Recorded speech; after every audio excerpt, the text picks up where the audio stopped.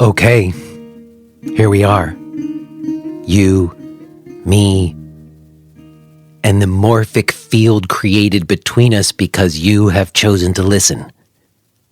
This is Jay Brown Yoga Talks podcast. My name is Jay Brown. What's going on? Thanks for being here. I really do appreciate it. I hope you're doing okay. I imagine it's a mixed bag. Surely is for me.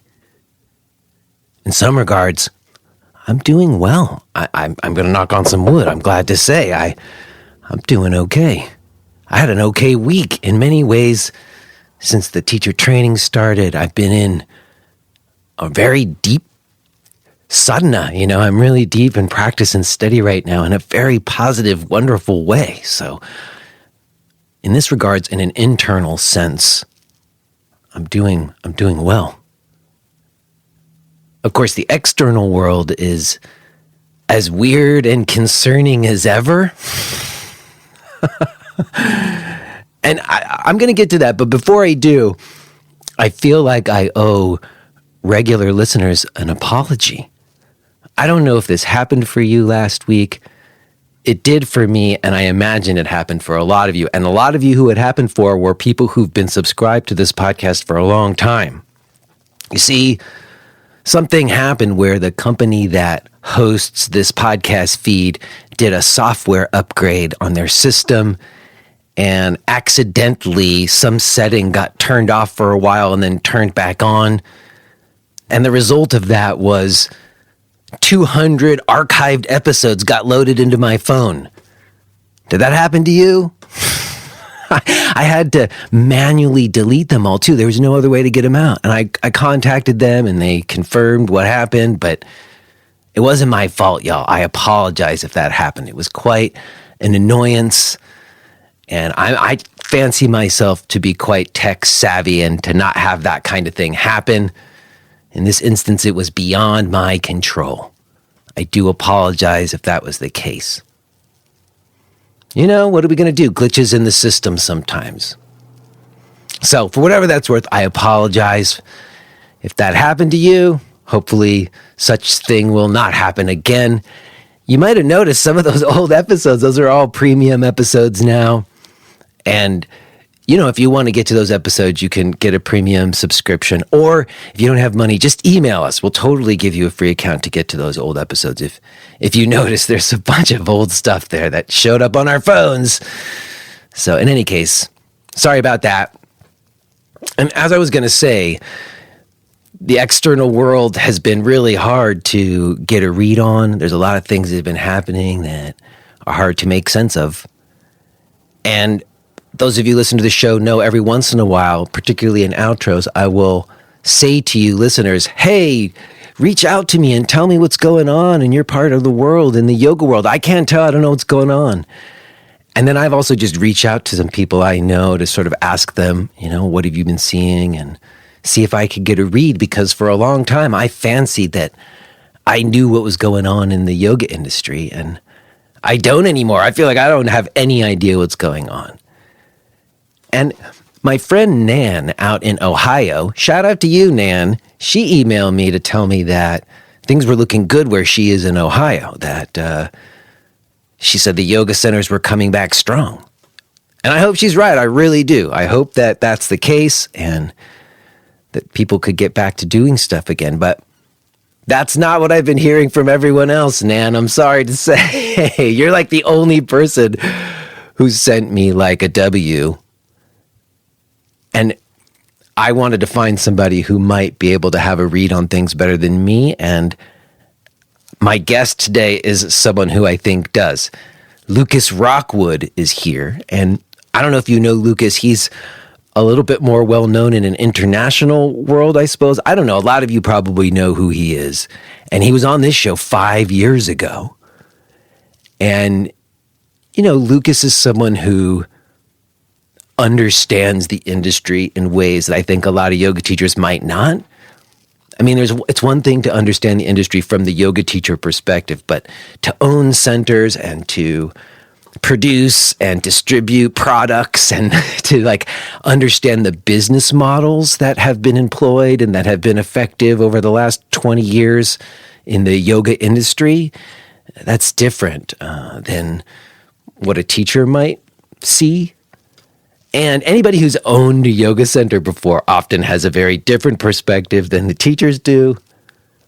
In any case, I was very glad to reconnect with Lucas and hear his perspective. He does not think that the studio model's coming back. You'll hear. I don't want to spoil it, but you'll listen to what he has to say. And it's not at all pessimistic. He's very positive about our prospects going forward. And I think he's right in a lot of ways. And there's a lot to be celebrated and a lot to embrace. But certainly things have changed. And so today we will see if we can get a bit of a read on where we're at. And I'm grateful that Lucas gave me some time to share his perspective. I'm very glad to be sharing it with you today. Real quick before we get to that, let me drop my stuff. Those of you who've been listening for the last few weeks or the last month or so, and you heard me talking about my teacher training program, and you might have thought that sounded interesting, but you were like, no way I could commit to a year-long program.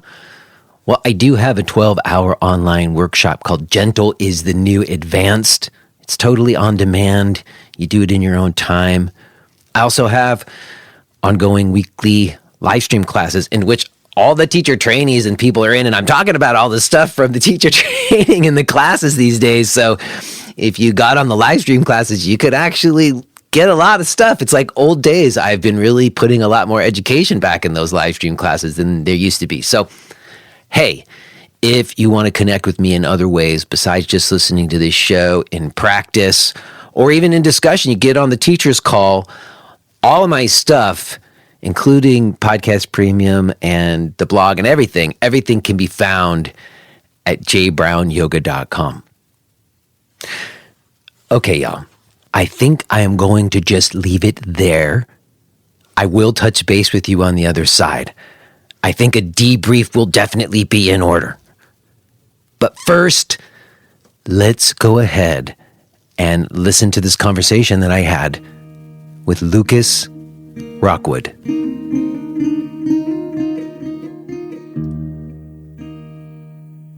Hello?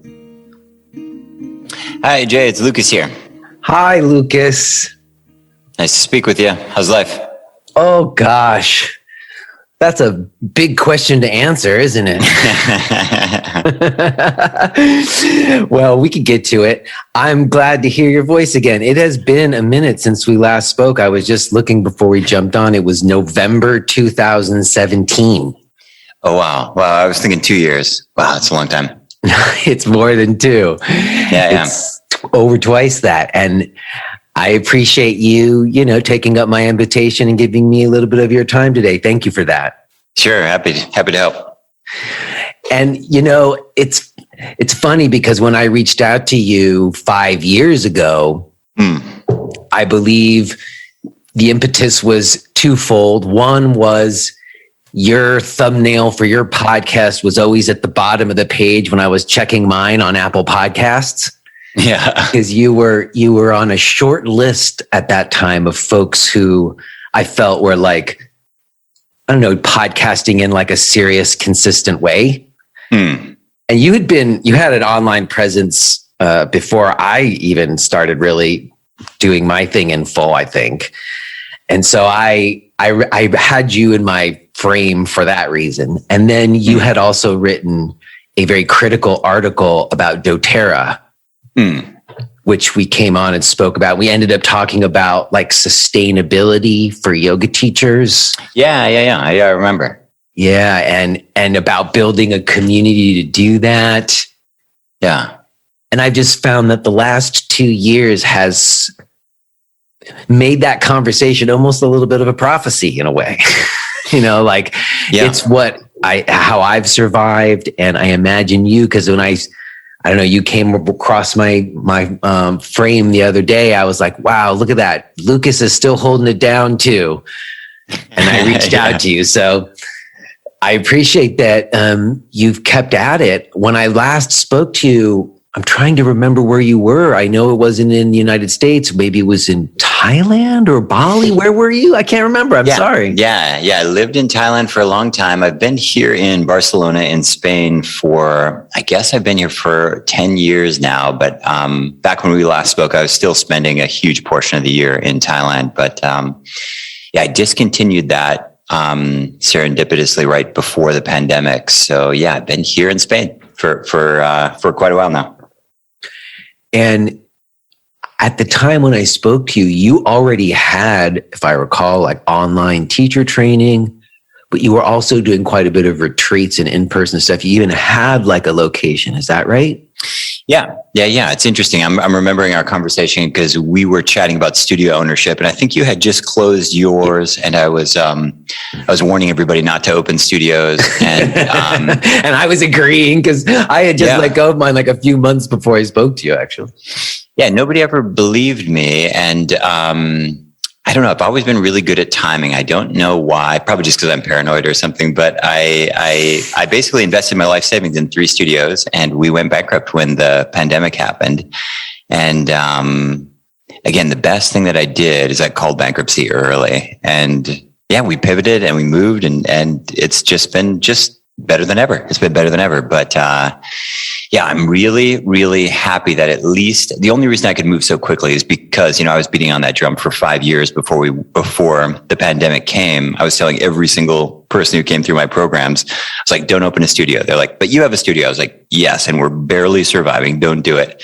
And, it's been a really challenging, interesting, but ultimately really rewarding time. I'm teaching more than ever, huge classes, people all over the world. It's been really fun.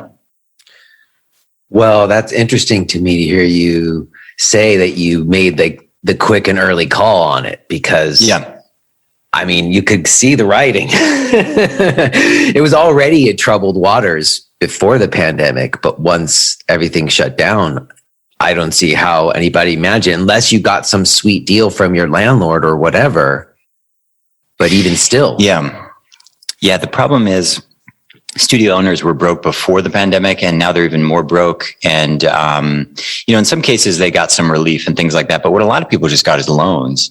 And so it's really a sad situation. I've seen so many of my colleagues, studio owners around the world, just pumping money into these money pits. It's never going to come back. It's just like, what are we on now? The 5th wave? It's like, it's just, it's really pretty tragic. And I think people have really lost sight of what a yoga business is. And it has nothing to do with the bricks and the mortar. Nobody really cares. Yoga's booming. It's bigger than it's ever been before. It just looks different. It's kind of sad. We like these, physical spaces, but we just don't have them right now. So we have to make a move, do something new. Yeah. I mean, part of me, my heart sinks a little to hear you say it, but I think it's a truth, and I don't think it's forever, but I do think you're right. I had not a big studio, like a 800 square foot studio that I could have had 10 students in, but I downsized to the small little place. I don't need it. And sometimes I'll catch myself, I'll see myself sitting here by myself in a room with a laptop. And I think, oh my God, what's happened? Yeah. But at the same time, I hear what you're saying. Like, I just started my first time ever doing an online teacher training this week, actually. Cool. 3 days ago, I had the first meeting of it. Yeah. And, I swore off doing teacher trainings in general for a long while after I let go of my center, because, there's problematic in so many ways. They're like expectation games and, And when, as a studio owner, I mean, we probably talked about it, when you really rely upon the teacher trainings to support the studios because the classes aren't making enough money. Yeah. The dynamics get tweaky sometimes. So I think for me, I got scarred by that, and I just haven't done them. I doing online. I was doing one-to-one mentorships where people would come stay with me in my house, essentially. That's cool. Yeah, it's real old school, but it was like 1 or 2 people over a couple of years. Yeah. So that's not the same thing as getting groups of 20 or whatever, right? Yeah. So I think in the meantime, though, I I don't know, convince myself that I can have real yoga with people online. I guess, I've done enough classes and done enough Zoom meetings and had relationships form that I know to be true and value exchanged, that I felt like you said, I have no idea when the actual spaces are coming back again. So this is one of the only ways I'm going to be able to engage people more, if I can come up with a way to do it online that will allow us to have more than just, the practices or whatever. Yeah. So anyways, you've been doing that for a long time. And I imagine when you had to let go of the physical spaces, you had already built up some community of people who were just practicing with you online. Is that right? Yeah. I mean, so my shtick always is like that yoga business is you, your knowledge, your skills, your ability, and then your community, which are the people who listen to your podcast, people on your email list, people who came to your class 10 years ago, whatever it might be. And I mean, I've been banging that drum for so many years, just telling people, my stupid logos don't matter. I mean, I'm sitting here staring at my own logo, which is life size outside the window of my empty studio that I'm sitting in. I'm wearing some stupid t-shirt with my own logo on it. And I've trademarked this thing in like 12 countries. And I'm the first person to tell you that it's completely worthless. Nobody cares. Most people can't even remember, they call it the body yoga or whatever, it's completely stupid. And so it's really hard when you mention the word business. All of our minds immediately jump to bricks and mortar and Google and Amazon and coffee machines and ping pong tables and corporate culture. And it just doesn't work in yoga. The same rules don't apply. And have people tried it? Sure, they've tried it. I mean, it just hasn't worked. It's never worked. YogaWorks went broke. First publicly traded company, broke. Core Power Yoga is a disaster. Pure Yoga is financially a failure. It doesn't work. Like it just doesn't work. And I think as a teacher, the sooner you can realize like, this whole business starts and ends with you, it's just really freeing. It's really liberating. You realize, I get it. I got to work on me. I don't speak well enough. I'm not organized enough. My programs aren't good enough. That's where it is. It's not about the bamboo floor. It's not about a cool, better website. It's not like my photography is not good enough. Nobody's waking up on Thursday and thinking about that. It's just not where they are. And so, it was a big shift. This pandemic really changed the whole industry. It's been really exciting because it's been meritocracy rules for the first time ever. Nothing else really matters. Classes are not cool. A Zoom class is not cool. It has to be good or people will just flick off their camera and walk away. And for someone like me who, my classes have never really been cool, but they've been effective. It was really exciting. Suddenly my classes started growing, people started coming from other places, and it's really been exciting also to just to see our graduates who again might have struggled to capture and grab pop attention on Instagram or whatever it might be, but they can deliver effective classes. And in the world of at-home yoga, at-home wellness, meritocracy rules. So it's really an interesting time. I mean, that is a strange flap, isn't it? Because there was certainly an equalizing effect that happened where initially, even people who were working at YogaWorks and stuff, they were just teaching classes from their living rooms. And at some point, they're realizing, wait a second, I'm in my living room with my laptop and it's their class? What? And then, ironically enough, I believe it was yesterday, I got an email from some PR person asking me if I wanted to be like an affiliate for YogaWorks, like they're trying. I couldn't believe it. I was like, wow. Yeah. There you go. You're right. And I guess it's interesting because you said you had 3 centers and you were kind of like the indie version. You were kind of like growth light, or something. Yeah. Well, I had this idea. I mean, I've been doing this so long. I mean, I've outlasted pretty much everybody I know, but, I started teaching in 2003 and I opened my first studio in 2006. And I guess I've had studios off and on until now. I'm still sitting in an empty studio right now, but, I got this idea that I was like, okay, the problem with the studio business is people are going too heavy and they're spending too much money. And so, the studios that I was helping open, they were costing like, let's say $350,000 to $500,000. And I was like, that's too much money. It's going to take 7 years to get to zero. I was like, it's just a terrible way to try to make money. So I was like, okay, I'm going to come up with this studio light version. So I came up with this studio model where for, let's say $150,000, you could open a studio, really nice studio. And I got kind of convinced on this. And then I was running this thing. I was running this studio group. And I mean, I'm 15, 16 years into, no, more, I don't know, long time into business here. And I have pretty sophisticated skills. And I'm like, we're just barely making a profit. And I just really just got really honest, intellectually honest. And I was like, guys, you don't do this. Like, I'm great and I'm barely making money at this. Like, this is not going to work. And so I opened 3, and it was supposed to be my 3 beta studios. And I thought I'd sort of license and franchise and open them all over the world. And I just stopped. I just pulled the plug and just started shifting my focus. And this was, I don't know, probably 2017. So long before the pandemic happened. Mm-hmm. And then the pandemic happened. And it was just really, it just, anybody who had any doubts about this business or who still has doubts, they really need to have a come to Jesus moment, because it's really changed. It's just really changed. And what happens next, I'm not sure about, but what's happening now, I'm very, very sure about. And so I'm excited about it. It's all really positive, but it's not bricks and mortar. And it's not what we grew up on, and that's okay. Things change.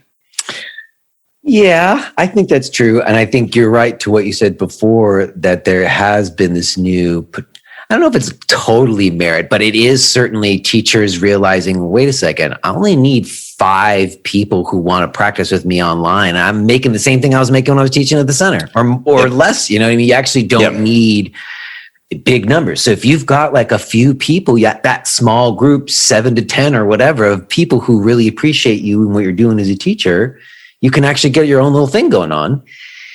And like you said, if you do also have some kind of, I don't know, some other thing that you put out, whether it's a blog or a podcast that potentially has reached beyond like right where you live or people you have already met or who they tell about you, then you can potentially, I don't know, have connections with people that you wouldn't otherwise, Yeah.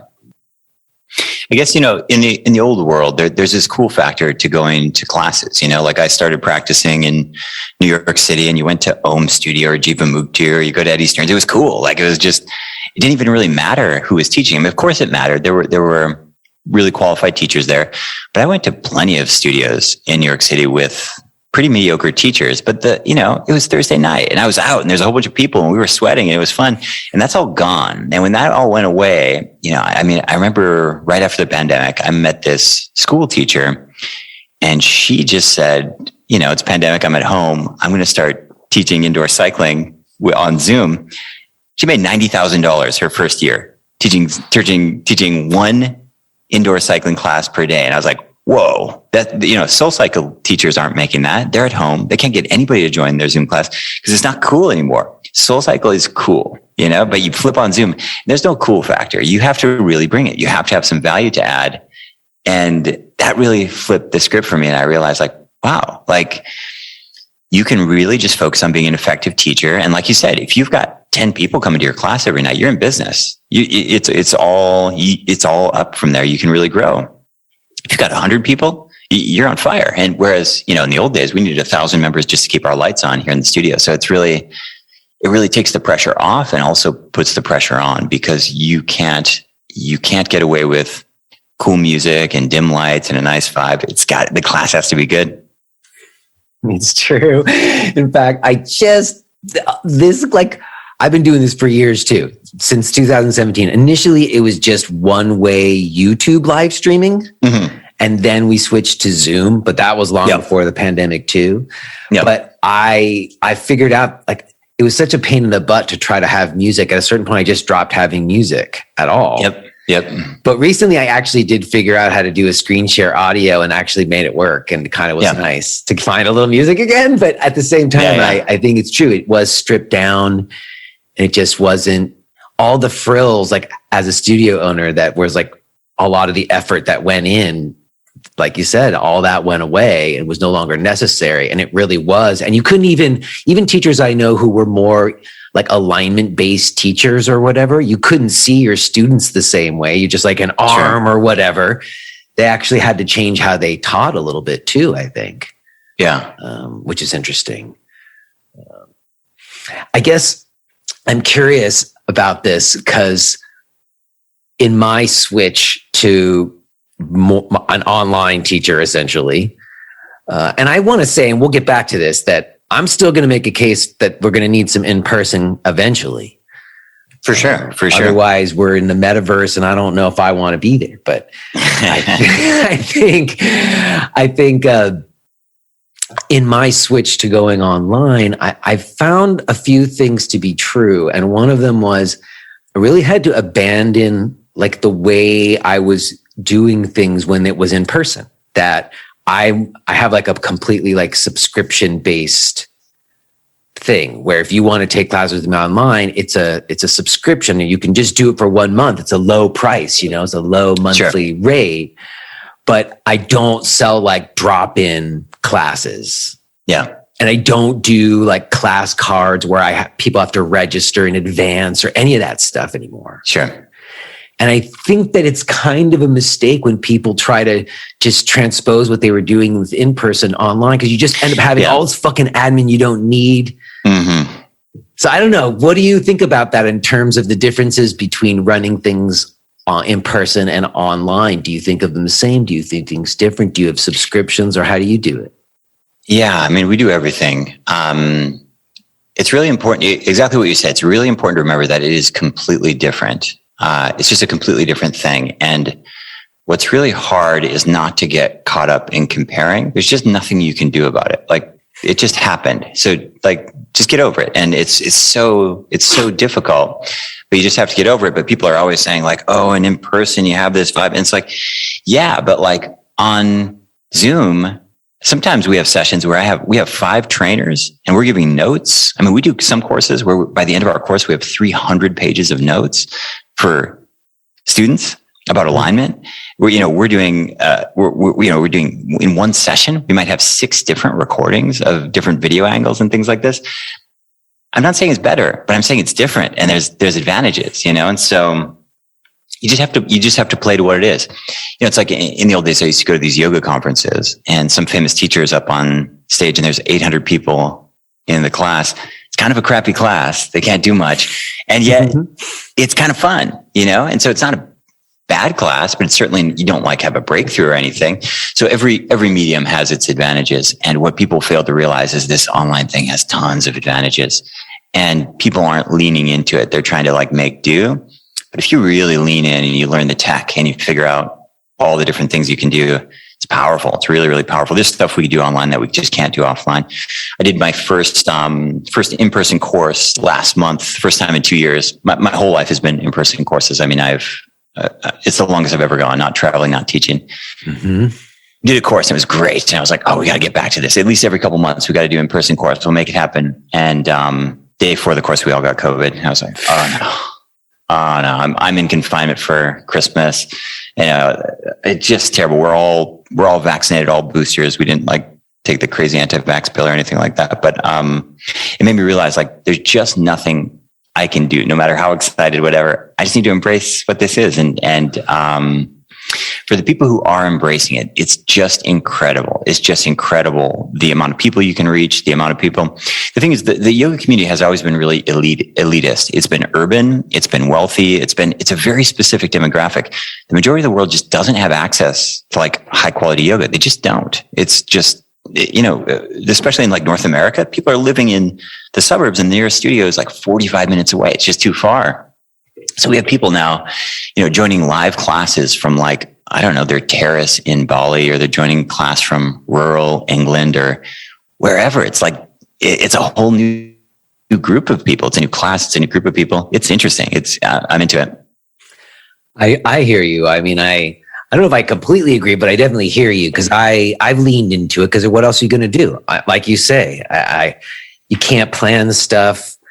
Travel is so fraught, because like you say, if you end up with a positive test or whatever and you're quarantined, whatever money you were going to make is sort of down the drain. Like, just in a way, embracing what we can do with online. Exactly why I decided to do this training. I was like, okay, well, what can I do with these tools that are going to allow me to have the kind of practice and do the kind of work that I think is fulfilling for me and the people who are interested in what I'm doing.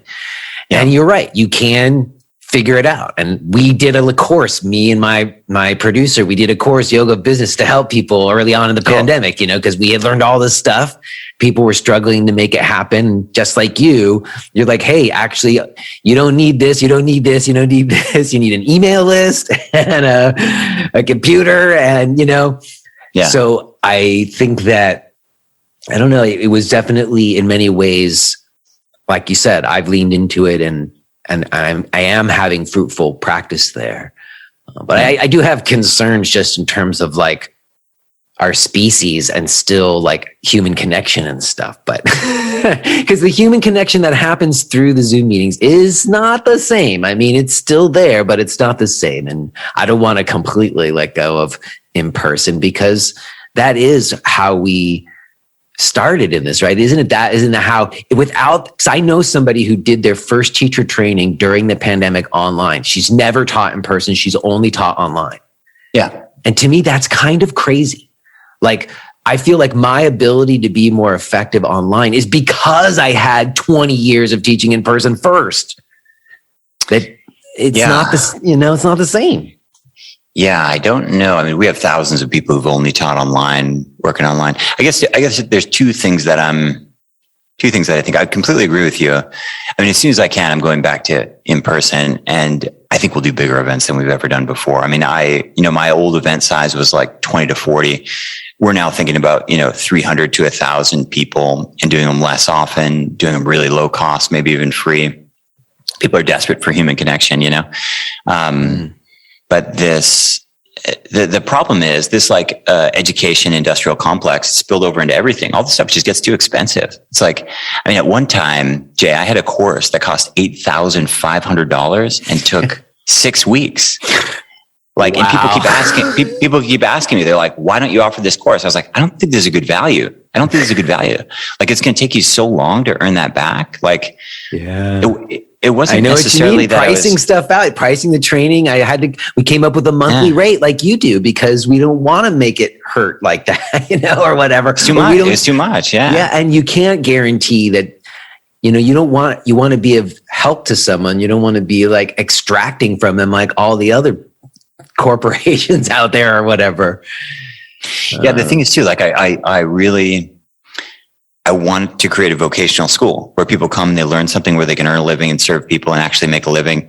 And the reality is, like, with this new model, there's a lot more options. And so we have a lot of highly, highly specialized teachers. So like, I'll give you an example. We have one teacher who only works with people who have a colostomy bag, like people who've just had like colon cancer. Like, there is no group class for that anywhere. No one's going to go to that group class. They're only going to practice online. Huge demand, incredibly valuable service. It's just like, there's all these kind of weird niche opportunities that you just wouldn't think about. And it's not online or offline. It's just like, really, what are we trying to do here in this yoga thing? I mean, it bothered me for so many years. I'm like, there's a very specific type of person who's showing up to my courses, and it's not by accident. Like, who has that much disposable time and that much disposable income? It's like, it's just it's a very specific type of person. It's just like, it wasn't what I wanted to do, So, in many ways, I'm excited. We're able to lower prices way down. We're able to increase the quality of our support team. A typical course, we used to have like one trainer for every 15, 20 students. Now we have just piles of trainers, huge support team. There's a lot of things we can do virtually that we just couldn't do in person because of cost and overhead. And some of it was worth it. A lot of it wasn't, people don't need organic bamboo floors. They don't need that. They'll practice like in some shitty parking lot or whatever. I used to practice in so many crappy studios. It's like, it really didn't matter. It wasn't worth the price. When you're doing a training course for a profession, like, I really think there needs to be a return on investment. A lot of these courses, they just got so expensive that it just didn't make sense. I know. And I grappled with it too. That's why I was having such trouble with the teacher trainings, because it's like, if you call it teacher training, you can charge thousands of dollars, but if you call it immersion or just education, it's hundreds of dollars. So it's an arbitrary thing. And I agree with you completely that it seems to me, and I did discover this even before the pandemic, but the pandemic certainly brought it home, is that it really is no longer about the spaces. Like you say, it's no longer about the build outs and the bamboo floors. It's about relationships, because if people are getting the yoga that they're interested in, like you say, they'll do it outside on the park or whatever. It doesn't even matter. But I'm curious about when in-person stuff does come back. I don't think we stop doing the online. To me, they're going to be both always. There's always going to be both of those streams now. People who have practiced with me online will continue, and then people can also come in person. I bet they should happen at the same time. I don't think we should double up and now have to do a whole new schedule of in-person. They could be both. It's pretty easy to have your computer sitting over there and have people in the room.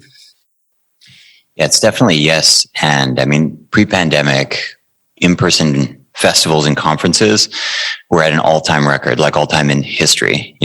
Burning Man, Coachella, Web Summit, business stuff, yoga stuff, all of the above, on fire, bigger than ever before. And the theory is, like, the more digital the world gets, the more tribal people get, and the more they're, you spend 6 months of the year on your computer, and then you're just like, I want to go run naked at Burning Man for a week or whatever it is. And so I think the answer is yes. And, there's no way this online stuff's going away. It's just too powerful. But it also doesn't make any sense to go to university and spend $50,000 a year to sit in a classroom with this crazy overhead to look through some, $250 textbook that's also overpriced. Just there's so much non-value add stuff built into these systems. All of this stuff needs to become optimized for average people. It's just, you can't go spending $50,000 a year on a undergraduate education. You can't go spending $8,500 on a yoga education. The value is not there. Mm-hmm. So, I think the in-person stuff is going to be on fire. I'm going to go to everything I can, but the online stuff, it has to be part of it. And in fact, when I did this in-person course last month, I was like, we were trying to get people online before and it didn't really work, but I'm like, I'm never doing this again. I'm never doing an in-person only event again. I'm going to force people to go online, because there's just so many different things that we can do in terms of pre-course education, in terms of follow-up, in terms of check-ins, and there's just mixed media and rich media and showing videos and things like that. In person, it's just not very time or space efficient, but online, there's ways to drip out content in ways that are more manageable, and there's advantages to both. So I think it's all of the above. Yeah, I think that's true. And I think I appreciate what you just said about dripping out the content, because that was something that I made a decision about doing this online training that I'm starting, this first one ever, was that, when I would do in-person sessions, you'd have long sessions. I would do 3-hour sessions. Yep. And you do, maybe the first half would be like some kind of lecture presentation thing. And then the second half would be where we would, talk about stuff or do practices relating to it or whatever. And I think that in the same way I was saying, it's not wise to just try to transpose exactly what you were doing with your yoga center online. In the same way with training, like, I don't think the Zoom meeting is best utilized by me giving a lecture to them live for an hour and a half. In fact, I've decided to take those and pre-record them into 20-minute packets, instead of long lectures. Sure. So like you say, drip it out, because the way people consume things now, because it is different, is not the same. And I think people tire of just watching replays of Zoom meetings or whatever, Yeah, for sure. Well, I guess I'm curious. The other thing that you and I spoke about so many years ago, which is related, because it was about sort of sustainability and teachers not, falling for like a bunch of bullshit out there where they were getting exploited. Yeah. and we were talking about doTERRA, which is still out there. I still know doTERRA reps. Of course. But you were also doing like supplements, if I remember, but you're not doing them anymore, are you? You let go of the supplements? We've done all kinds of things, but yeah, so I've had physical studios. I mean, at one point, I think I had 18 different nutritional supplements, from green powders to vitamin C to all kinds of crazy stuff. But yeah, we don't do any more supplements. It's really just, I've just tried to be useful. And when I first started selling supplements, like, you really just couldn't get anything. And now you go into any Trader Joe's, any Whole Foods, like, everything's there. So there's really no point to that business anymore. And in fact, pre-pandemic, we even had like 36 different yoga products. We had blocks and straps and bamboo handstand canes and wheels and all kinds of stuff. Now we just have a aerial thing. You had the aerial stuff, right? We've still got those. Yeah, we're the biggest manufacturer in the world of these yoga trapezes that we make, and that's kind of our last holdout product. But yeah, really just trying to be useful, and at different times, different things are useful. And so right now we're building software tools for yoga teachers and training programs and things like this. But yeah, things change as things evolve. And I think that's really been my takeaway from this whole pandemic experience, is just like, everything's shifting, and usually things move slowly, and then once in a while they go really fast, and you just kind of have to roll with it. I've really just watched the industry lag, and it's just been kind of sad to see people become totally irrelevant and lost in a span of 2 years. And then really exciting to see people who just like are starting out, but like they understand what's happening here, and they're just able to really build a nice little life and community and meaningful work for themselves and help people. And that's really exciting to see. Yeah, that's true. And I want to get to that more, but you skip past the product stuff because I'm curious about that. Are you the one who comes up with all those ideas over these years? Or do you have a team of people, or is it just you coming up with stuff? What kind of things would be useful? Yeah, I have a team. I think I've come up with all these ideas. I had a woman named Anya who worked for me for a couple of years, and she came up with a whole bunch of different products that we no longer sell, but we used to make like misters, and we made like all these beautiful bamboo products and stuff like that. She developed a lot of those, but yeah, I guess so. I guess I've come up with them. I'm not an innovator, and people always say this, like, you're teaching pranayama. You didn't invent that. It comes from India. I was like, I'm aware of where it comes from. I was like, who told you that I'm an innovator? I'm not an innovator. I'm not an inventor. I'm just a teacher. And and I'm a student. I'm a good student. So I learn a lot of things, and that's what I'm good at. I'm good at learning things and then making them simple and making them accessible. But nothing that I'm doing I've ever invented, or even my supplements. I just went out and found all the stuff that I was taking that was recommended to me by a yoga teacher and stuck them all together and these kinds of things. But I just find it funny. It's like one of the biggest criticisms. I get trolled online. You didn't invent any of this stuff, Lucas. I'm like, no, I didn't. But you're not claiming to have invented it. See, but what I would say to you, because I think you're maybe being a little too modest, is that your innovation is that not everybody could do that, or not everybody has the gumption or whatever it takes to just say, because, I remember I had the same impulse as you. I remember when I was first teaching, I could see the writing on the wall. I was like, there's only so much money I can make per class as a yoga teacher, sure. And it's my time. So if I'm going to be able to make more money because I was getting married and having kids, I'm going to have to find a way to make some more money. So I actually remember I used to do this assist where people would use my ankles in a wheel pose, and it would of course. lift their hands up off the floor and take the break out of their wrist, So I actually went into my wife, who was an artist studio, and like carved this form, and then we like cast it in this foam. And I was like, I'm going to make this yoga prop. But you know what? Cool. It didn't fucking work. It didn't work that good. So it never happened, but I had the same impulse. But to actually, even if you're not inventing something, to just have the idea to say, hey, I'm going to put out some stuff. I'm going to come up with a really nice mister, and I'm going to have, or whatever it is. Yeah.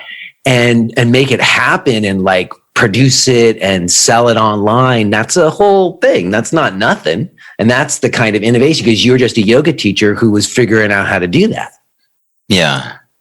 Yeah. I don't know. People always, get into these weird discussions with yoga community. People are like, I'm not sure if I should teach for money and this and that. I was like, you live in a different world than me. Like, I've got 3 kids. I've got bills to pay. I left my country almost 20 years ago.